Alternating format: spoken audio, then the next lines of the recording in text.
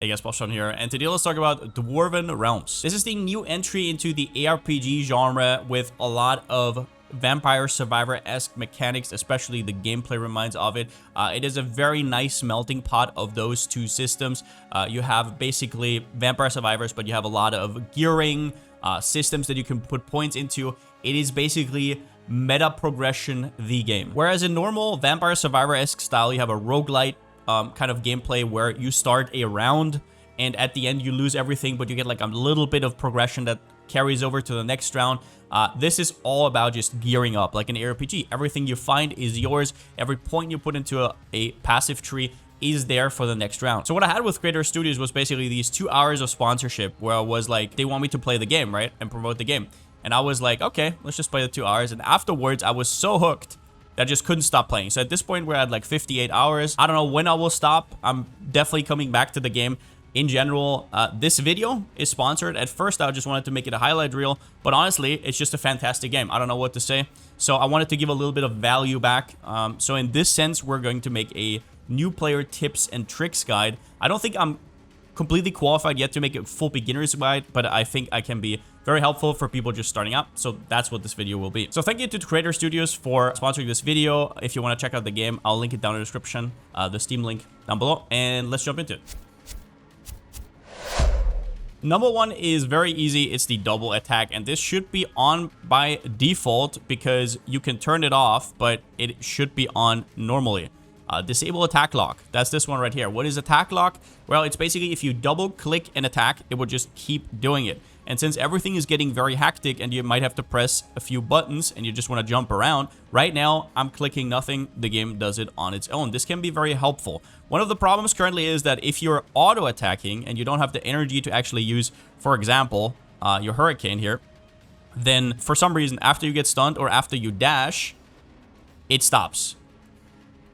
It just stops. I don't know why that is. I'm not really sure if that's a bug currently, but just so you know, it's kind of weird. But once you can sustain one of your abilities and use them and have the energy that you see on the right side to just spam it, these ones aren't affected by this. So this is the easiest way to play the game. Number two, let's start stats real quickly. Every level you gain will give you 1 stat point right here. And that means you can allocate it wherever you want. Now, the levels in this game are technically infinite. At some point, they get slower and slower and slower.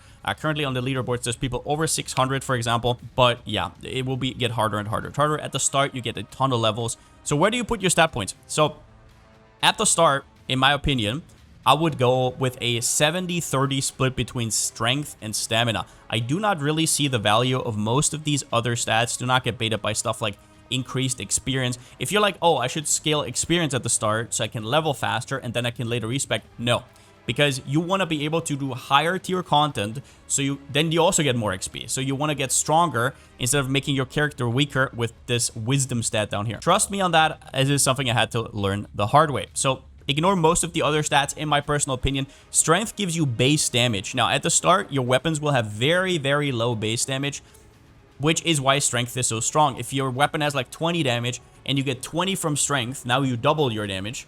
If you have 100 damage and you get 20 from strength, that's only like a 20% increase, right? So at the start, this stat is highly, highly valuable. Now, stamina, which gives you max health, is very good early, but later there's actually a trick how you can get a ton of HP. For example, me right here with 37k. There's people with well over 100k. I'll talk about that in one of the next tips. Then let's talk about the passive tree. You can get up to 199 points, I think, in this book, up to level 200. So every level up gives you 1 point. And later there's ways to get more points, but they are very, very rare. So usually you'll have like 200 to 205-ish points.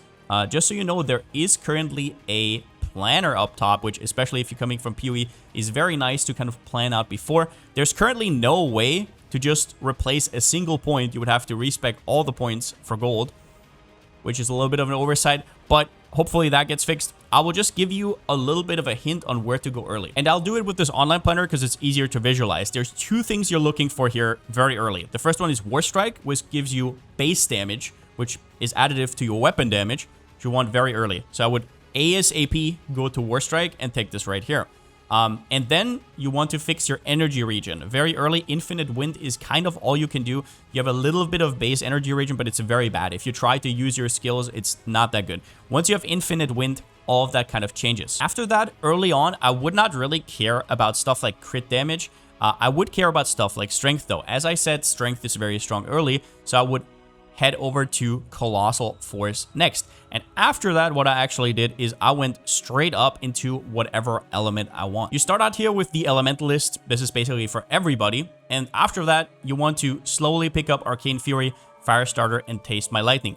Now, these are good even if you're not Arcane, Fire, or Lightning. They also give other buffs. As well as that, later you will be able to convert one of the other damage types to your damage type. So 2 of these will be used fully, for example, Fire and Lightning. Very strong early is also Regen, so if you're kind of struggling with that, go for Invigorating Gust and Tolerance. Try and stay away from stuff like Lifesteal Amount and Lifesteal. I'm sure this will be fixed in the future, but right now they're basically worthless, especially early. Number 4, get an epic weapon. So in crafting and in general, when you drop items, every stat can be doubled in effectiveness. Unfortunately, right now, there's no way to know unless you know the numbers kind of, so that's kind of annoying. But you will see, if you look through your inventory for weapons, they should all do about the same damage, but then there will be one that does double or more than double the damage, and you'll be like, oh, what the hell is this?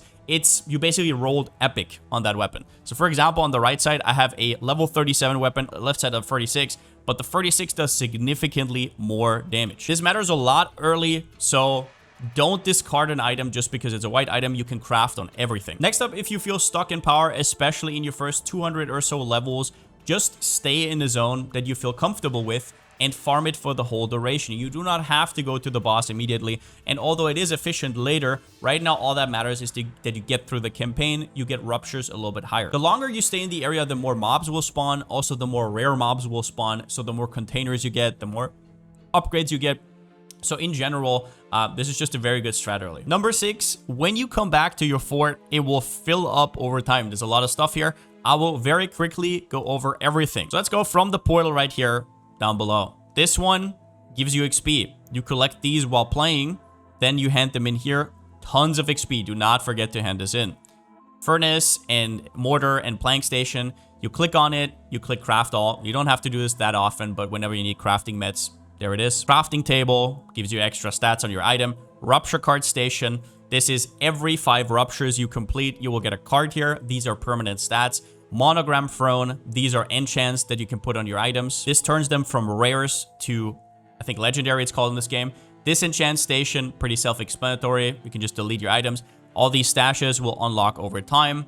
Then we go up here. This is about your fellowship, basically your guild. If you click on it, you can invite people. You can see your guild. Here you can see a ranking of all the guilds. Here you can click on it and there's certain guild-related special levels that you can do. You can get a lot of enchants there. This one gives you keys, gives you beetles, which are very important. We're going to talk about that later. The harp gives you permanent buffs, very strong. This guy lets you delete stuff so you can get extra points in this harp. Over here, you can craft keys for dungeons. Dungeons are very strong. Void, this guy gives you dailies, so always click on this and see if you have your dailies completed. This guy, just ignore. I don't know what the hell this guy does other than waste your time. Respec station, basically respec whatever you want. You can respec your stats, your skill tree, your elven tree, whatever you need to. Just know that this cost will get higher and higher and it's pretty rough to do. These are gems. These ones are the thingies that increase your offhand stuff. Dwarven runes, not that important. Gem anvil, this gives you permanent stats, very strong. Make these and then right click them in your inventory. For example, I have one here, damage stone. I right click it and now all of these buffs go onto my fossil here. Okay, this gem anvil, once you know which skill you want to play, you can invest into that. This gives you extra damage, not too important. Then we go over here. This guy will basically just upgrade all the, I don't know, stations that you have. Very important, especially early. Here you can craft and upgrade your offense. For example, my offense here is level 25, 20, 20, and so on. And then there's a target dummy here.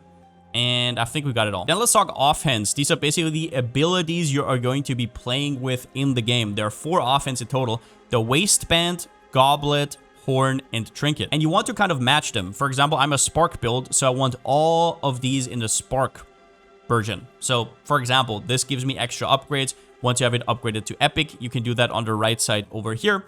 But what I wanted to say is, how do you get them, right? Because maybe you vendored them after the campaign, you didn't know you wanted to play a certain skill. So the waistband you can only really get from dungeons. That's kind of hard to do. You get dungeon keys from dailies, or you can craft them. But the other three are really easy. So this is the campaign continent, kind of. You can see here level 1, level 3, level 2. You probably already went through all of these. But what you might not have known is if you hover over them, it will tell you exactly what kind of offhand you can get, and you can deterministically farm it over and over and over. So if you find out later, for example, that you really want to play Chain Lightning, don't despair. It's right here at level 7 or whatever. You just have to hover over and you'll see. Number 8, the Harp.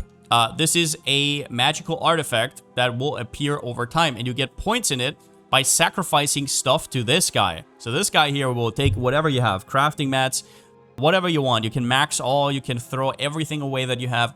Personally, I would not recommend sacrificing most of the left side, but most things here, especially the bottom 6, you can usually sacrifice. So let's see what happens. For example, I don't think I have enough for a whole level. You can right click here, by the way, and it will take all of them. You don't have to like click here over and over. Let's say I sacrifice the bottom 6 of mine. I do gift, and now you can see I did not get a full level, but almost. I'm already at level 68. Early on, it's very, very quick. Now, what are you going to do here? So early on, you want to get all of these points. This gives you basically just buffs that are permanent, and they're all very, very strong. You want especially this one here, 20% chance to gain an epic craft with double values. Super, super strong. Epic crafts are the ones that double your stats. But in general, I would say, personally, you want to max these out early. Book experience, tablet experience, and scroll experience. We talked about this earlier, where you go to that thingy, you click on it, you get XP.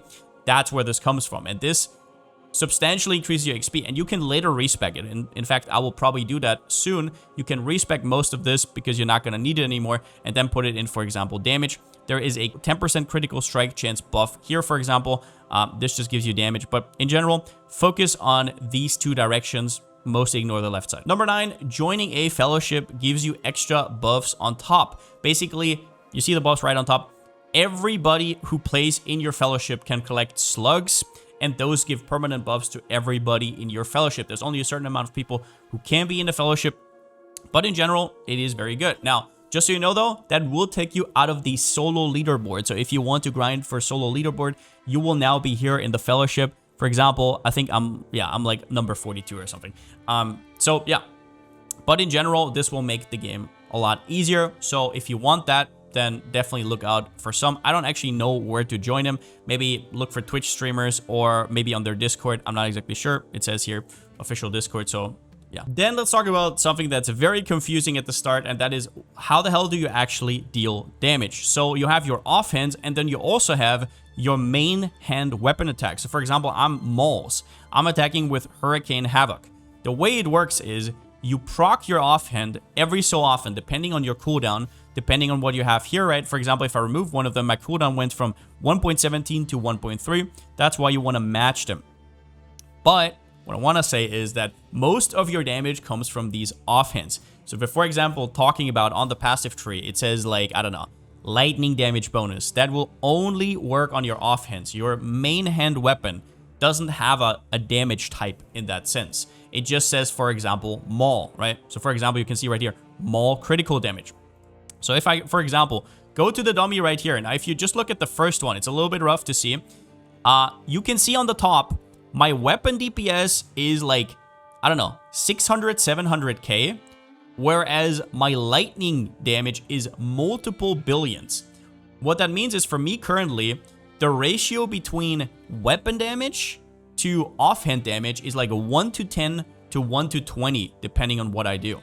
So that means that your offhand does most of the damage, and it's very important to gear for it. It gets a little more confusing though, because the crit chance and crit damage that you get for your weapon, for example here, Maul critical damage, maybe you can see it, Maul critical damage also works for your offhand. So it also works for my Spark, for example. However, Maul damage does not. So for example, every upgrade you get in here doesn't work. Or if you see Maul damage or archery damage or anything like that, is completely worthless and a bad stat. Once you understand that dynamic and you see your base attack basically just as an ability to proc your offhand, which does most of your damage, you'll kind of understand that you're a Spark build, not a Maul build. And this is important because very small you will see here, it says your weapon abilities scale off your normal attack damage. Down here, you see 270 normal attack damage bonus, 550 while charged. Okay, let's say 270. That is a multiplier to your offhand. So depending on what you proc, for example, for me, it's Spark. What do I proc my Spark with? It does more or less damage. Number 11, there is a cheeky little dungeon up here called the Ancient Catacombs. I currently don't have a key for it, but you get these from dailies and then also sometimes just straight up. You can also craft it up top, up here at the thingy. But in general, this is one of the best dungeons, especially early. You will get a catacomb key early. I remember I got one. I don't know exactly from where. And you will get them every day from a daily. Use these whenever you're stuck. There's a lot of useful stuff in here, but mostly you will get higher tier items. So for example, if your normal items that drop are like 24, 25, probably in the catacombs you'll find like 36, 37. It is a big deal, especially for your weapon. For example, I found this one like hundreds of levels before, where I should have found it like right now. And that is because of the catacombs. The catacombs are incredible. Use them wisely. Loot everything. Next up, do not skip out on crafting. So the crafting workbench right here. What you can do is any item can get crafted to up to 4 mods. Right here, I have the base damage of the weapon. Then on weapons here, you can upgrade, alter. If you do alter, for example, you can see 100 damage, 100 crit, 100 crit chance. These are always the same on every weapon type. On Maul, it would obviously be Maul damage, Maul crit chance, and so on. These are always the same. Once again, the damage part does not work on the offhand, so you want to have either crit damage or crit chance. So for example, let's say I'll go crit chance. Okay, cool. Now here I had a chance, probably like 20% chance, to double the mod, which would have been very strong, but now I can just keep unlocking, right? Unlock, I say max energy, very strong. And then I can add my last mod, which, let's for example say crit chance again. This one is just global crit chance. So yeah, this one actually proc double, so now I get a crazy amount of crit chance. What I'm trying to say is use this quite a bit and try to upgrade your stuff. You would be very surprised. A lot of my upgrades were from actual white items that I straight up just crafted. I guess another important thing here is it says crafting specs right here. This means you can do 6 more actions. So for example, if I altered right here and I said, no, I actually want lightning damage totem, that would be an action and it completes one of these specs. So just make sure that you can do everything within reason. Then let's talk enchants. If you look at the leaderboards, you can actually see what kind of enchants everybody is using, if you want to look up that. Now, enchants can be on anything, but obviously your offhands already are a completely different thing. If I wear them, I would definitely rearrange the way these are arranged right now. But the only slots where you cannot get enchants are your body armor, the gloves, and the pants. Everywhere else, you will see these kind of orange items.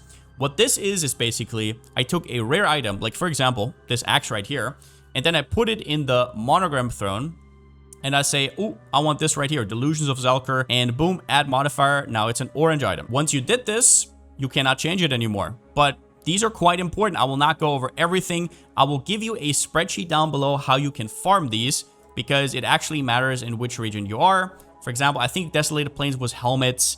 This one is rings and stuff like that. So I'll link it down below if you're more interested. But the reason I'm saying this is because there is a few mods here. If you get them early, they will double or even triple your damage. And some of these are even relevant for endgame. Some of them I'm still using right now. So the first one is on helmet. There's a mod that says gain 2 base damage for every single point of energy above 100. As you can see right here, I have 335. I have a little bit from gear. So it starts out at 100, right? So I have 225 over. Times 2, I get 450 base damage. Think about my weapon, which is very good, has 200. That like triples my damage. Obviously, you also get stuff from strength and other sources. I'm just saying how crazy that mod is. The way you get that much energy, though, is there is a relic mod that says double your energy. If you have this combo right here, especially early, it will carry you through basically everything. Then another thing on Amulet, and this only really works if you're melee. If you attack hits within 5 meters, gain double damage. As far as I know, even if you're ranged and you're standing next to the mob, it doesn't work. I think it's coded to only work with melee, but don't quote me on that completely. I also think it's not actually double damage. It's more like 40 to 60% more damage from what I heard from people who have like hundreds and thousands of hours in this game. But either way, this is a crazy damage upgrade. Melee only though. Now, then the last one here is, and you can find this one on a lot of pieces, gain 1% of additional damage for each extra inventory slot. And I think you can get this on literally on almost everything. Yeah, it's just easy damage. On your passive tree, you will get a lot of extra inventory slots, which you want anyway, because they're very cozy. Now, this next tip here is a little bit more advanced, but I just had to include it because it completely changed the way I looked at this game. At the start, your life will be quite low, as it was for me, and you will be like, should I put points into stamina? Stamina seems very good early until you realize how this game is actually played, and that is through health containers. So, if I open the world right here, and I for example, click on this, you will see at some point, there will be this button right here, infusing, and I think it starts at roundabout whenever you get into ruptures and you get beetles. So these beetles right here allow you to infuse a map. So the way you get them is from this powder right here, and this one you get whenever you complete a map. So you go on your way to the boss, when you click on that statue, you get a certain amount. The amount of beetle juice, I call it, you get depends on how high your rupture is and so on, doesn't really matter. If you want to craft those beetles, it is right here. Let's see. Yeah, infuse beetle, you press craft. Now I have 4. Now, let's say I do this, and let's just, for example, infuse open rupture. I'll just show you real quickly. What happens is, at the start of the map, this NPC here will spawn. Try your fortune, right? And it has an upside and a downside. So, for example, your first time tear, you don't really have to know what this means, okay? And a downside, enemies have twice as much health. You cannot stay away from this one. This means you can only auto attack. It's absolutely a pain in the ass. Enemies deal double damage, is usually fine. And it will consume one of these tokens, which you get from dungeons, and in general from Dwarven chests. You'll have a few, maybe, right? Okay. One of the mods you can get here is all the containers you have. So all these rewards that pop up whenever you kill an enemy are health containers. What are health containers, you ask? Well, they give you health stones. If I hover over my relic right here, these are all the stats that I got from gems, right? And you get health gems from those thingies, right? So you can't really make them anywhere else, right? You can't make them here. You can't make them here. You can make damage. You can make armor, whatever you want. You will see everything up here. Look at the amount of health that I got just from farming health containers. 7,202 max health I just got from those. That is how you do it. You farm up these beetles. You go here. You hope that you get it. If you don't, you just remake, right? Or you finish the map real quickly. You get a little bit of extra at the end with the infusion and all of that. But if you get that and you finish the map fully, you wanna use all the 10 minutes that you have, you will literally go. At the start for me, it was like I had like 4K when I started this, 4 or 5K. You go from 4 or 5K life to like 15, 20K in like a day of farming. Then what about endgame? Let's say you already went through like level 70 rupture, level 80 rupture. You're decently geared. You don't really know what to do. Now, how do you actually make a build, quote unquote, right? You can stack stuff in this game, right? For example, I'm a strength stacker currently, and I think that strength stacking, especially early, is very, very strong. You get percentage max HP per 10 strength. For example, if you look at my life right here, 37K. If I unequip this ring, I almost go to half my HP. It's broken. It's because I have 2,000 strength, right? I just put everything in strength. For every 10 points in strength, gain 1% boss damage bonus. Completely ridiculous, right? So you can stack one stat that you want, focus on one stat. The stats to probably focus on the most early are either luck or strength. Early on, I would go strength. Later, maybe luck if you know what you're doing. In general, I will once again tell you to kind of scout the leaderboards. You can kind of see what's going on there. But yeah, your best bet is to kind of look through the monogram and kind of look what kind of enchants you got. Those are mostly your build. At the end here, one thing the devs did as well is you can actually go behind this bookshelf and there are certain mount MTXs. I will link you down basically a write-up of all the codes that we have, but a few amount of streamers that got sponsored, me included, actually do have their own mount here. So you go here and you see for every streamer, there's like one here. For example, Steel Mage right here, Ziz, right? You go to them and then you type in a certain code. You can ask the streamer on stream or whatever, but I'll basically just compile all the codes down below if you're interested. But yeah, that's about all I got for this video. There's still a lot to be said, and I hope I could help you out a little bit on your first playthrough. In general, I really like this game. I want it to do well. I really hope they work on a lot of the small issues that this game has. Overall, very addictive, very, very fun to play for a few days. And yeah, that's about all I got. Peace.